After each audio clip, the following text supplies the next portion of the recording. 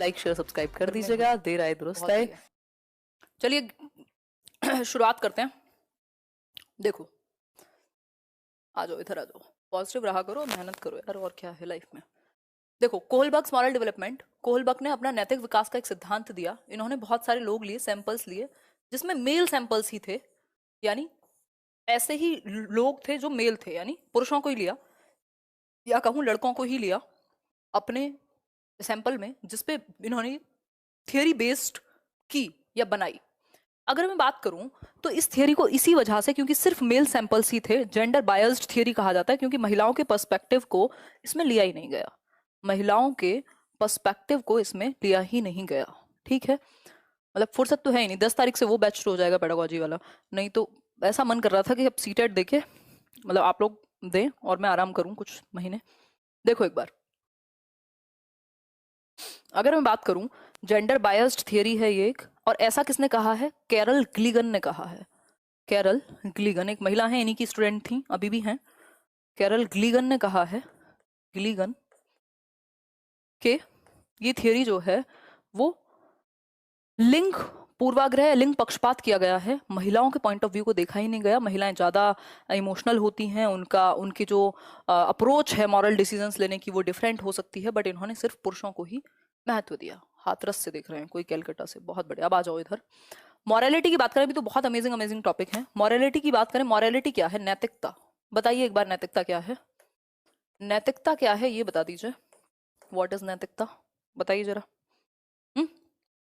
जम्मू आई थी मैं, आऊंगी एक टाइम के बाद, थोड़ा टीचिंग से ब्रेक लेके। ब्रेक क्या, संन्यास भी ले सकते हैं, अभी तो टाइम है, अभी तो मैं बहुत छोटी हूँ। बताओ एक बार, तब घूमेंगे मजे से, मीटअप करेंगे। नैतिकता की यदि बात की जाए तो नैतिकता वो रूल्स या प्रिंसिपल्स हैं जो समाज ने सही और गलत के बारे में बनाए हैं कि भाई ये सही है और ये गलत है, ये राइट वे है और ये रॉन्ग वे है। ये जो प्रिंसिपल्स निर्धारित किए हैं सही और गलत के, इन्हीं को हम नैतिकता कहते हैं। जैसे झूठ बोलना समाज में गलत माना जाता है, सच को सही माना जाएगा, है ना। और ऑनेस्टी को सही माना जाएगा, बेईमानी को गलत माना जाएगा। तो हर कोई ऑनेस्ट ही बन के दिखाता है, बेशक अंदर से बेईमान क्यों ना हो, क्योंकि नैतिक तरीके से लोग उसको एक्सेप्ट नहीं करेंगे। अगर कोई आके ये कहे मैं सच में बहुत खराब इंसान हूं, कोई मानेगा? सॉरी, कोई चाहेगा उससे कोई मतलब रखना? नहीं। तो फिर उसका मतलब कैसे पूरा होगा? तो ये दिखावा एक अलग चीज हो गई, बट मॉरलिटी का मतलब है जो समाज ने कुछ प्रिंसिपल्स को निर्धारित किया है सही और गलत के बेसिस पे। ठीक। अगर मैं बात करूं मॉरल रीजनिंग की, यानी नैतिक तर्क की, तो मॉरल रीजनिंग क्या है? अब इसमें कोई कंफ्यूज था, कल मेरे से 2-3 बार पूछा था किसी ने। मॉरल रीजनिंग यानी नैतिक तर्कणा या तर्क। ठीक। नैतिक तर्क वो चीज है जिसमें आप रीजन लगा रहे हैं, जिसमें आप रीजन या लॉजिक लगा रहे हैं। थिंकिंग है ये। मॉरल रीजनिंग का सिंपल मतलब है थिंकिंग। भाई रीजनिंग में आप कह रहे हो ये रास्ता सही है, लव मैरिज करें कि अरेंज करें या क्या करें, तो इसमें आप जब या तो लव को चूज करोगे या तो अरेंज को चूज करोगे, या तो झूठ बोलने को चूज करोगे या तो सच बोलने को चूज करोगे, लेकिन आप कोई ना कोई थिंकिंग तो लगाओगे उसके पीछे कि क्या फर्क पड़ता है ना, पेरेंट्स तो मान ही जाएंगे, लाइफ तो मुझे जीनी है। ये थिंकिंग हुई, ये रीजनिंग हुई। तो जो नैतिक यानी मॉरल डिसीजन लेने में जो थिंकिंग आप इस्तेमाल करते हैं उसको मॉरल रीजनिंग कहा जाता है। उसको मॉरल रीजनिंग कहा जाता है। जो तर्क आप इस्तेमाल करते हैं किस चीज के लिए? जो तर्क आप इस्तेमाल करते हैं मॉरल डिसीजन लेने के लिए। ठीक है, आगे बढ़े। दूसरी चीज होती है मॉरल डिलेमा। मॉरल डिलेमा है नैतिक दुविधा। नैतिक दुविधा क्या चीज है? देखो, नैतिक दुविधा बहुत ही कॉम्प्लेक्स सिचुएशन होती है, जटिल सिचुएशन होती है, परिस्थिति होती है जिसमें आपको ये समझ में ना आए कि ये करूं या ये करूं। मान लीजिए 2 लोग हैं, आपके लव्ड वंस हैं, किसी एक को ही बचाना हो, नाव चल रही हो कहीं, किसको बचाएं? बहुत मुश्किल डिसीजन है ना, बहुत ज्यादा मुश्किल डिसीजन हो जाएगा। तो दुविधा है ना। आप एग्जाम देने जा रहे हैं और आपके किसी रिलेटिव का एक्सीडेंट हो गया हो, किसी और का हुआ हो तो आप वैसे भी इग्नोर कर देंगे। रिलेटिव वो वाले नहीं जो आपसे नंबर पूछते हैं आपके, वो वाले जो आपको एक आध पसंद हो। अब आप डिसाइड नहीं कर पा रहे हैं, आपका लास्ट अटेम्प्ट है यूपीएससी का या जिस भी एग्जाम का, आपकी एज निकलने को है, आपने देखा उनका एक्सीडेंट हो गया है, उनकी मृत्यु भी हो सकती है यदि आपने उनको हॉस्पिटल नहीं पहुंचाया तो। या आप उनको अटेंड करेंगे या एग्जाम के लिए भागेंगे, क्योंकि आपकी लाइफ खराब हो सकती है। तो ये दुविधा है कि आप किस सिचुएशन में हैं, वो दुविधा है। अब इस दुविधा से निकलने के लिए, डिसीजन लेने के लिए कोई एक डिसीजन तो लेना पड़ेगा। जो भी आप डिसीजन लेने के लिए थॉट यूज करोगे, थिंकिंग लगाओगे, उसी को मॉरल रीजनिंग कहते हैं कि आपने तर्क क्या दिया। और ये रीजनिंग का ही सारा खेल है। और ये रीजनिंग कहाँ से आएगी? ये रीजनिंग बेस्ड होती है कॉग्निटिव मैच्योरिटी पे, यानी संज्ञानात्मक परिपक्वता पे। संज्ञानात्मक परिपक्वता पे, संज्ञानात्मक परिपक्वता पे बेस्ड होती है ये।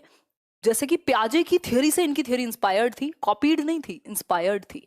तो ये संज्ञानात्मक जो मैच्योरिटी है ये एज के साथ आएगी। तो स्टेजेस के अकॉर्डिंग ये आपकी जो मॉरल तर्क है या मॉरल रीजनिंग है वो चेंज होगी। सिंपल बात है, ठीक है। एक हाइंस डिलेमा इन्होंने प्रस्तुत की थी। हाइंस एक व्यक्ति है, उसकी वाइफ की तबीयत खराब है, उसको कोई डेडली डिजीज है, वो तभी बच सकती है जब हाइंस क्या करे, उसको कहीं से एक जगह पे दवाई मिलती है और वो अफोर्ड नहीं कर सकता, वो जाता है, मेडिकल स्टोर वाला देता नहीं है, फिर वो कहता है, वो 100 गुना ज्यादा प्राइस मांग रहा है, 10 रुपए की यदि उसने बनाई है तो वो 1000 रुपए मांग रहा है, केमिस्ट जो है आपका मेडिकल स्टोर वाला, और कहता है कि मुझे तो पैसे बनाने हैं, तुम्हारी लाइफ जाए, मुझे कोई फर्क नहीं पड़ता। सिंपल बात।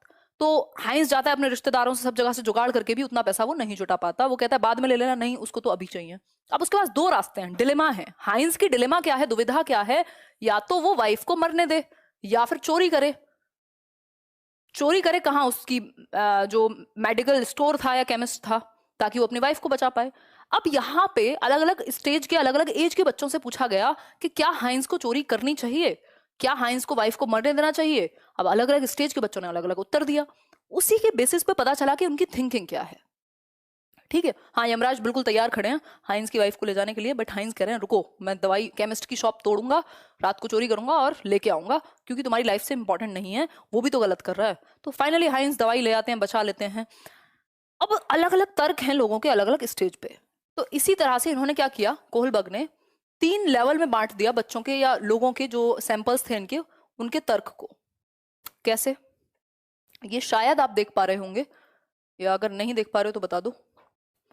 देखो, अगर मैं बात करूं प्री कन्वेंशनल, ये 3 लेवल हैं, याद रखिएगा, लेवल 3 है, स्टेजेस 6 हैं। कितने लेवल हैं?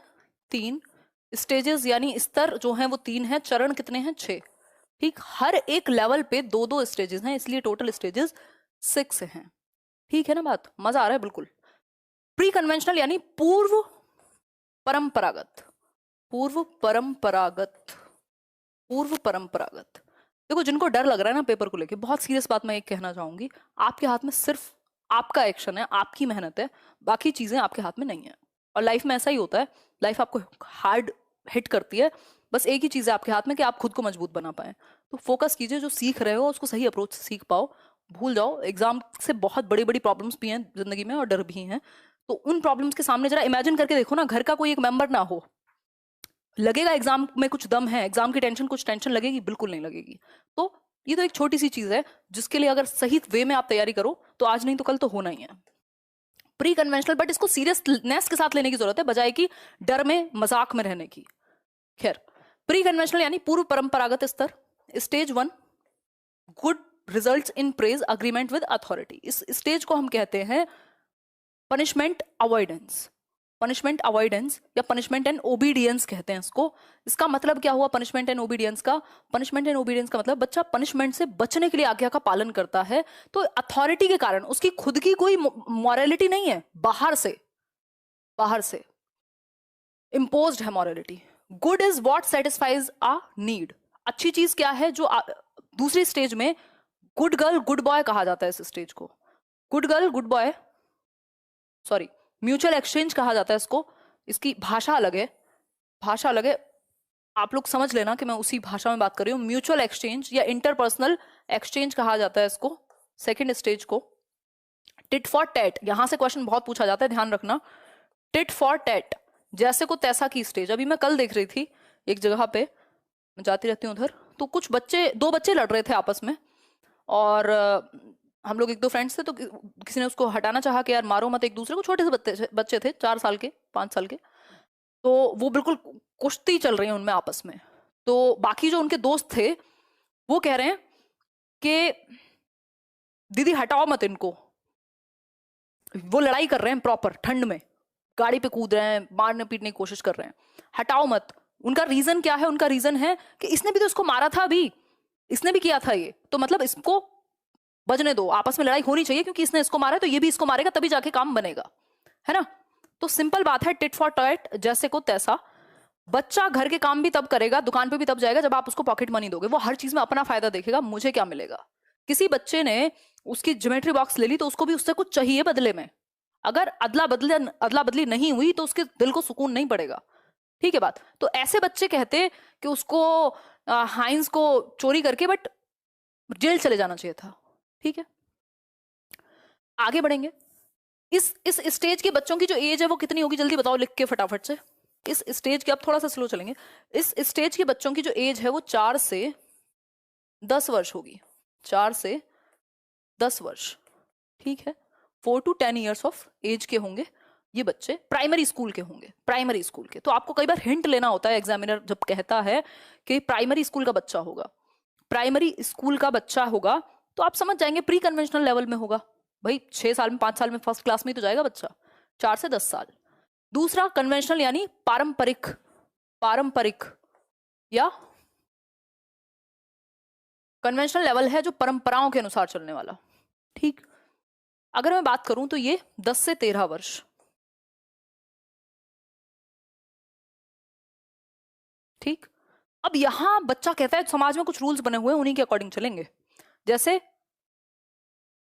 Good results in being liked, good boy good girl. अगर तुम ऑनेस्ट हो, यदि तुम सच बोलोगे तुम्हारे माँ बाप तुम पे गर्व करेंगे, यदि तुम फर्स्ट आओगे तुम्हारे माँ बाप तुम पे गर्व करेंगे, लोग तुम्हें अच्छा कहेंगे, तुम्हें अच्छा लड़की अच्छी लड़की कहेंगे। आएंगे बुलंदशहर, बिल्कुल आएंगे, मीटअप करेंगे। देखो अभी अभी एग्जाम पे फोकस करो। तो तुम अच्छे कहलाओगे दूसरों का प्रेज पाने के लिए। जब वो कोई काम करता है, इसका आंसर गलत दिया होगा कई जगह पे, बट इसका आंसर ये है गुड गर्ल गुड बॉय, अच्छा लड़का अच्छी लड़की बनने के लिए दूसरों की नजरों में वो कोई काम करेगा बच्चा। तो कन्वेंशनल स्टेज है ये। ठीक, फोर्थ स्टेज है good is going once duty, मतलब लॉ एंड ऑर्डर को फॉलो करना। अच्छा वो है जो नियमों का पालन करे। लॉ एंड ऑर्डर स्टेज, देखो इसके नाम कभी भी बदल सकते हैं। देखो आज ये बिल्कुल नाम बदले हुए हैं, बट आपको अंदाजा लगाना आ जाएगा अगर आपको समझ में आ गया तो। एमबी खत्म हो गया है, अभी 10 मिनट में आपका नेट वापस आ जाएगा, फिर आ जाना। देखो एक बार 12 बजे तो मिल ही जाएगा। अगर मैं बात करूं तो ये बेसिक बात हुई। तो इस स्टेज में जो मॉरलिटी है वो परंपराओं के अनुसार निर्धारित होती है, सोसाइटी के बेस्ड पे निर्धारित होती है। इससे पहले वाली स्टेज में आउटसाइड, जो बाहर की दुनिया है, आउटसाइड वर्ल्ड से मॉरलिटी इंपोज की जाती है, खुद की कोई मॉरलिटी नहीं होती, नो सेल्फ मॉरलिटी। ठीक है बात। अगर मैं बात करूं नेक्स्ट की, तो पोस्ट कन्वेंशनल क्या है? पोस्ट कन्वेंशनल है स्वयं के द्वारा, self chosen principles. Self chosen principles ये आप समझेंगे। कौन है, दूध मांगोगे तो खीर दोगे, कहां से सीख रहे हो हैं? शौक खत्म नहीं हुए क्या सन्नी देओल के अभी? देखो एक बार, stage 5 good is arrived at by consensus, मतलब सोशल कॉन्ट्रैक्ट ओरिएंटेशन, यानी समाज में कुछ कॉन्ट्रैक्ट्स होते हैं, उनको बदला भी जा सकता है यदि वो भले के लिए नहीं है। तो एम्बुलेंस जा रही है, उसको रास्ता देना है, तो रेड लाइट क्रॉस करना ठीक है। किसी के जिंदगी बच रही हो और झूठ बोलना पड़े तो ठीक है, यही है वो सोशल कॉन्ट्रैक्ट ओरिएंटेशन। कि समाज में नियम है बट इंडिविजुअल के भी कुछ अधिकार हैं, तो वो नियमों को भी सरपास किया जा सकता है या चेंज किया जा सकता है। स्टेज 6 है good is determined by individual ethical principles. जो अच्छा है वो डिसाइड करेगा एक इंडिविजुअल, जैसे नेल्सन मंडेला, महात्मा गांधी। अच्छा, महात्मा गांधी में कौन सी इंटेलिजेंस पाई जाएगी गार्डनर के अकॉर्डिंग? बताना जल्दी, बहुत जल्दी से बताओ। महात्मा गांधी में, चलो मैं और आसान कर देती हूँ, इंटरपर्सनल पाई जाएगी, इंट्रापर्सनल पाई जाएगी, लिंग्विस्टिक पाई जाएगी, कौन सी पाई जाएगी? लिंग्विस्टिक, इंटरपर्सनल, इंट्रापर्सनल, बताओ।